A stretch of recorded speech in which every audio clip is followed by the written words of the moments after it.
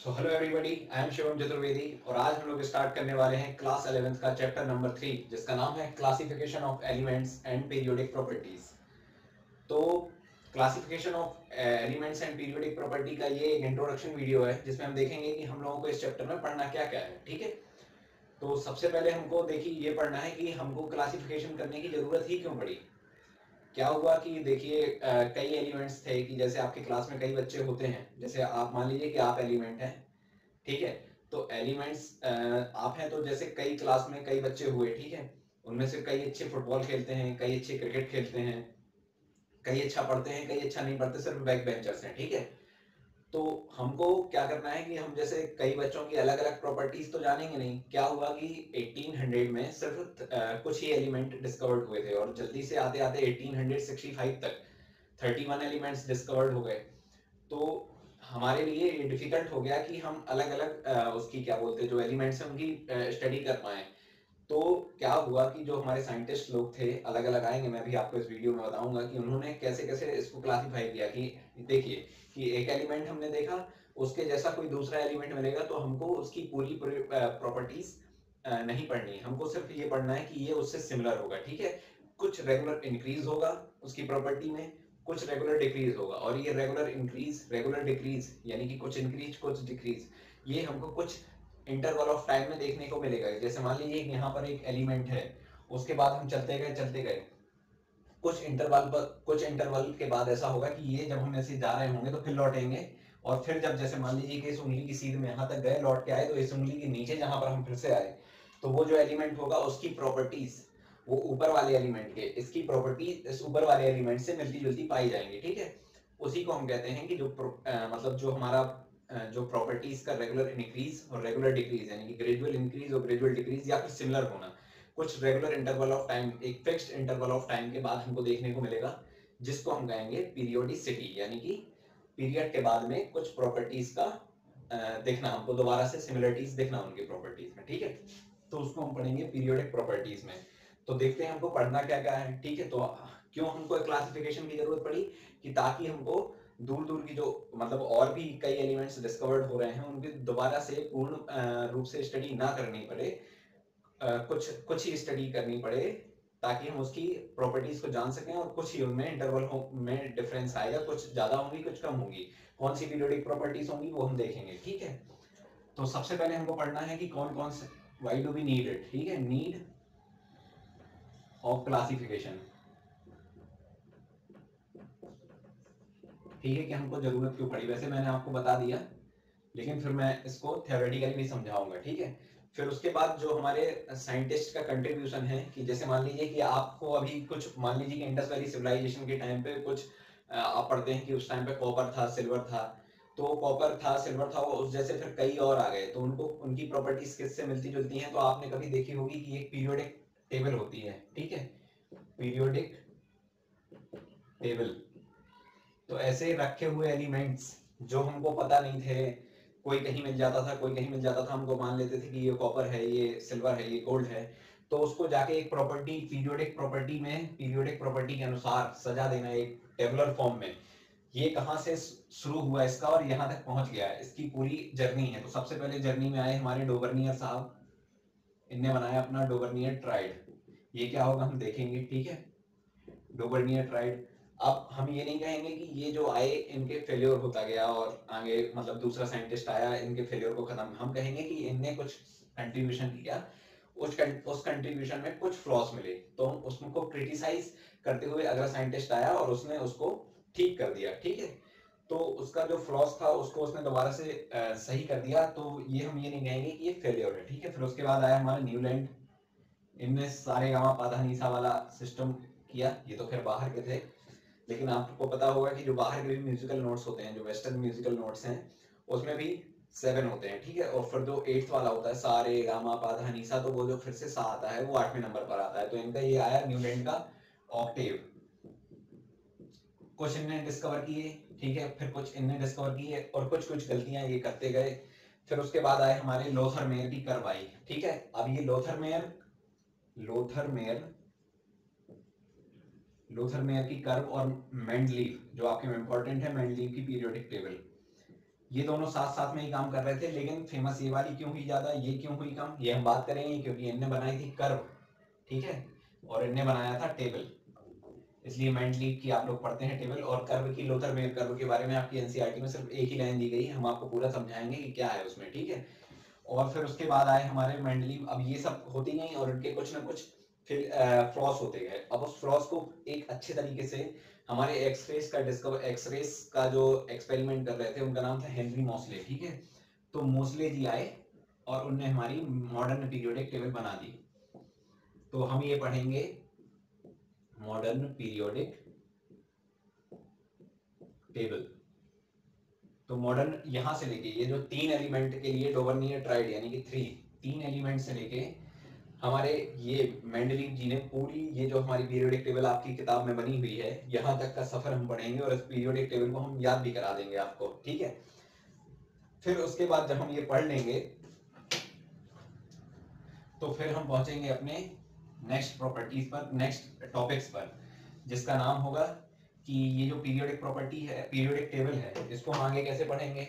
इसमें कई ब्लॉक होंगे, एस ब्लॉक होगा, ठीक है, पी ब्लॉक होगा, डी ब्लॉक होगा, हालांकि आपको डी ब्लॉक और एफ ब्लॉक होगा।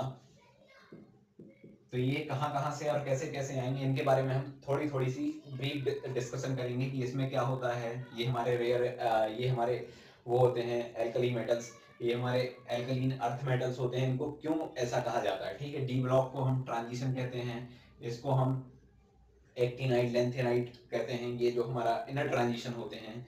और भी हम जानेंगे कि डी ब्लॉक के अंदर जो ट्रांजिशन मेटल हैं वो सारे डी ब्लॉक के अंदर हैं, लेकिन पूरा डी ब्लॉक ट्रांजिशन नहीं है।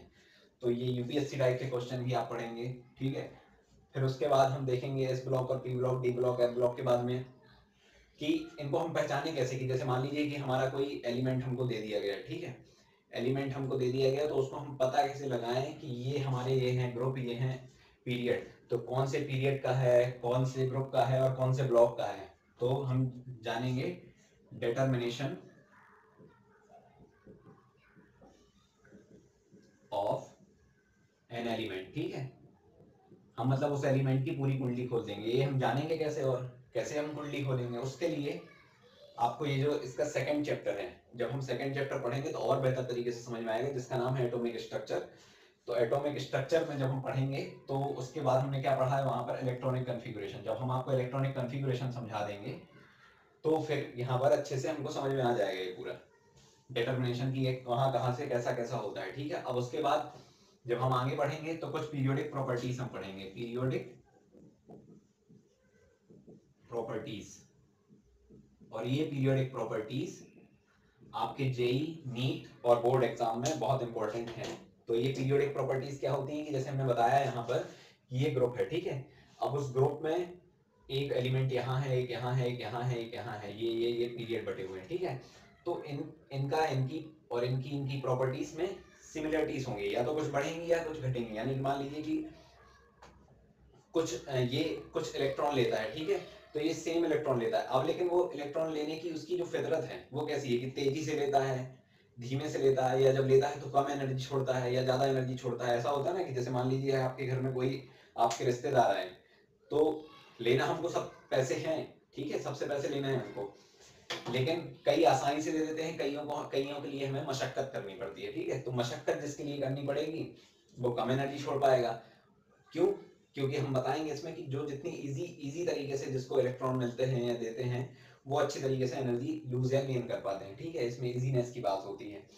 फिर हम पढ़ेंगे पीरियोडिक प्रॉपर्टीज कौन कौन सी होती हैं। सबसे पहले हम पढ़ेंगे एटॉमिक रेडियस, ये पीरियोडिक प्रॉपर्टीज एटॉमिक रेडियस, ठीक है। अब इसी एटॉमिक रेडियस से वो ट्रेंड आएंगे जो आपके बोर्ड एग्जाम में या कहीं पर भी, जेई में, नीट में। तो एटॉमिक रेडियस अकेले मात्र से, ठीक है, एटॉमिक रेडियस 3 प्रकार की हम पढ़ेंगे, एक 3 नहीं 4 प्रकार की पढ़ेंगे। पहली होगी हमारी वॉन्डर वॉल, दूसरी हम पढ़ेंगे कोवेलेंट, तीसरी हम पढ़ेंगे मेटेलिक, और चौथी हम पढ़ेंगे आयोनिक। हम ये पढ़ के ये जान जाएंगे कि जो कोवैलेंट बॉन्ड होता है, इलेक्ट्रोवैलेंट बॉन्ड होता है, यानी कि मेटेलिक बॉन्ड होता है, या वॉन डेर वाल की, जैसे मान लीजिए कि लिक्विड के या गैस के या सॉलिड के मॉलिक्यूल्स हैं, वो तो किसी बॉन्ड से बंधे नहीं हुए हैं, तो जो उनके बीच की दूरियां हैं वो कैसे डिसाइड करती हैं कि आगे किनकी इनकी प्रॉपर्टीज कैसे बदल जाएंगी। ठीक है, आयोनिक हमको पता है कि कोई इलेक्ट्रॉन लूज कर देता है, गेन कर देता है तो कैटायन बन जाता है, एनायन बन जाता है। तो वो इलेक्ट्रॉन लूज करने से या गेन करने से उसका साइज भी छोटा या बड़ा हो जाता है। ठीक है, वो हम समझेंगे इसमें आयोनिक रेडियस में। उसके बाद हम लोग पढ़ेंगे एटॉमिक रेडियस। इससे हम, अब ये हो गया, अब इसके बाद हम देखेंगे कि ये जो हो रहा है ये हो गया हमारा ग्रुप और ये हो गया हमारा पीरियड। तो इस पीरियड में ऐसे बढ़ने में, ये जब हम पीरियड पढ़ेंगे अलोंग द पीरियड, तो लेफ्ट से राइट जाएंगे। ठीक है, और जब हम ऊपर से नीचे आएंगे तो वो होगा डाउन द ग्रुप। ठीक है, तो जब डाउन द ग्रुप हम आएंगे और लेफ्ट से राइट जाएंगे तो कुछ ना कुछ बदलाव आएंगे पीरियोडिक टेबल में, उनको हमको पढ़ना पड़ेगा। ठीक है, उसमें होंगे कुछ एक्सेप्शंस, जिसके लिए जो 10वीं में अगर हम होते, 10वीं में होते तो हम एक्सेप्शन आपको बताते ही नहीं, लेकिन अब आप 11वीं में आ गए हैं तो 11वीं में एक्सेप्शंस जानने जरूरी हैं, क्योंकि मल्टीपल चॉइस क्वेश्चन में भी आ सकता है और नीट में भी आ सकता है कि कैसे कैसे एक्सेप्शन होते हैं। अब एक्सेप्शन में हम ये नहीं कहेंगे आपसे, हाँ हालांकि कुछ एक्सेप्शन ऐसे होंगे कि जैसे मान लीजिए कि कोई एक्सपेरिमेंट हुआ, अब हुआ तो उसका कुछ ट्रिगर मैकेनिज्म नहीं मिल रहा है, अब हो गया वो, उसकी वैल्यू मान लीजिए कि इतनी ज्यादा हुई, और हम ये क्वेश्चन तो नहीं पूछ सकते कि उतनी ज्यादा क्यों नहीं हुई। ठीक है, तो कुछ कई जगहों पे आपको एक्सेप्शंस थोड़ी सी ऐसे मिलेंगे कि आर्बिट्ररी हैं। बाकी जो एक्सेप्शन होंगे, हम ये नहीं कहेंगे कि केमिस्ट्री में एक्सेप्शन होते हैं तो याद कर लीजिए, एक्सेप्शन होंगे तो उनकी कहीं ना कोई वजह होगी, हम वो वजह आपको बताएंगे। और ठीक है, फिर उसके बाद जब हम आगे बढ़ेंगे एटॉमिक रेडियस के बाद में, तो हम जानेंगे आयोनाइजेशन एनर्जी। ठीक है, अब जैसे कोई आयोनाइजेशन एनर्जी है, अब ये क्या होती है, इसका ब्रीफ इंट्रोडक्शन ये देखिए कि अब कोई एटम है, एटम को आयन बनना है तो वो या तो इलेक्ट्रॉन लूज करेगा या गेन करेगा, और जब उसको कहीं पे लूज करेगा तो ऐसा तो है नहीं कि डस्टबिन में फेंक दे, नहीं फेंकेगा, किसी ना किसी को देगा। तो वो जो दूसरा व्यक्ति आएगा, दूसरा एटम आएगा जो इलेक्ट्रॉन लेने के लिए आएगा, उसको इलेक्ट्रॉन लेने के लिए इन वाले भाई साहब, ये दूसरा एटम है और ये पहला एटम है, तो इससे इलेक्ट्रॉन यदि इसको जाना है तो कुछ इलेक्ट्रॉन को लूज करने के लिए कुछ ये एनर्जी मांगेगा, एनर्जी मांगता है। ठीक है, जब ये एनर्जी लेगा तो वही हमारी एटम को आयन बनाने के लिए जो एनर्जी लगती है उसी को हम कहते हैं आयनाइजेशन एनर्जी। ठीक है, तो इसके हम ट्रेंड देखेंगे, सक्सेसिव आयनाइजेशन एनर्जी भी देखेंगे। उसके बाद हम पहुंचेंगे हमारी दूसरी प्रॉपर्टी जिसका नाम है इलेक्ट्रॉन एफिनिटी, यानी कि इलेक्ट्रॉन के प्रति स्नेह। किसी चीज के प्रति स्नेह होता है ना, आप लोगों को प्यार होता है किसी चीज से, तो कई एटम्स को इलेक्ट्रॉन बड़े प्यारे लगते हैं। ठीक है, तो जब हमको कोई चीज प्यारी लगती है तो हम उसको अपनी तरफ खींचते हैं, तो यही हो गया इसका इलेक्ट्रॉन एफिनिटी। अब इसका एक और भाई रहता है, इसी का भाई मतलब इसको दूसरा जुड़वा भाई है, उसको दूसरे तरीके से हम कहते हैं, उसको कहते हैं हम, आपकी बुक में भी लिखा होगा, इलेक्ट्रॉन गेन एंथैल्पी।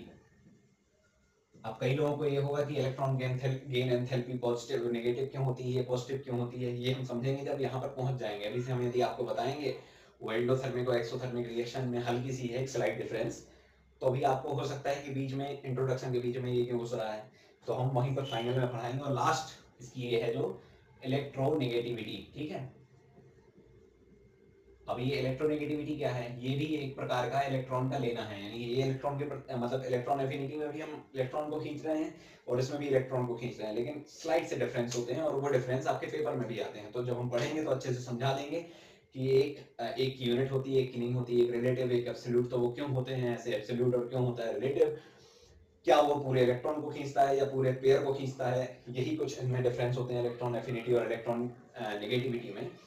ठीक है, तो ये और इनके साथ साथ ये नहीं कि हम आपको ये बस पढ़ाएंगे और फिर खत्म कर देंगे कि हाँ ऐसा ऐसा ट्रेंड याद कर लो, ट्रेंड तो सबको 10वीं में पढ़ के आ गया सब कोई, हमको पढ़ना है 11th के लिए। ठीक है, तो जिसने 10वीं में नहीं भी पढ़ा है तो कोई दिक्कत नहीं है, हम बिल्कुल बेस से बताएंगे कि क्या होता है और वो जनरल ट्रेंड भी बताएंगे कि जो एक्सपेक्टेशन होगी और फिर जो 11वीं में आकर रियलिटी बन गई। ठीक है, यानी कि कुछ एक्सेप्शंस के साथ में जो रियलिटी बन गई तो वो भी बताएंगे हम आपको। तब तक के लिए आप इंतजार कीजिए कि विद एक्सेप्शंस भी हम आपको बताएंगे। एक्सेप्शन स्पेलिंग गलत हो गई, तो एक्सेप्शन जब हम बताएंगे तो अच्छे से क्लियर हो जाएगा। तो ये हमारा, और इसके साथ साथ में हम आपका एक और टॉपिक है जो इसी के बीच में हम आपको जब ये एटॉमिक रेडियस बता रहे होंगे तो इसी में आप लोगों ने यदि स्क्रीनिंग इफेक्ट या शील्डिंग इफेक्ट पढ़ा होगा तो वो कई लोग अलग टॉपिक में बताते हैं, या 12th क्लास में ब्लॉक में जाके आप पढ़ेंगे। उससे पहले कि आगे के जो एक्सेप्शंस आएंगे ना वो समझ में नहीं आएंगे यदि हम शील्डिंग इफेक्ट नहीं पढ़ेंगे। तो ये शील्डिंग इफेक्ट आपके 12th क्लास के उसमें है, लेकिन हम इसको अभी पढ़ लेंगे। क्यों? क्योंकि यदि ये नहीं पढ़ेंगे तो आगे आने वाले ये इनमें तीनों में कुछ एक्सेप्शंस होंगे जो शील्डिंग इफेक्ट पर बेस्ड होंगे। तो शील्डिंग इफेक्ट क्या है? कुछ नहीं है, एक प्रकार का छाता है जो इलेक्ट्रॉन लगा देते हैं, इनरमोस्ट इलेक्ट्रॉन लगा देते हैं बाहर वाले इलेक्ट्रॉन को न्यूक्लियस खींच देने को, ठीक है। ये कुछ नहीं है। अभी हम पढ़ेंगे अच्छे तरीके से कि हम आपको ये समझाएंगे कि पॉजिटिव, यहाँ से समझाएंगे कि नेगेटिव पॉजिटिव को अट्रैक्ट करता है, अपोजिट अपोजिट रिपेल करते हैं, यहाँ से समझाएंगे तो बढ़िया शील्डिंग इफेक्ट समझ में भी आ जाएगा, ठीक है।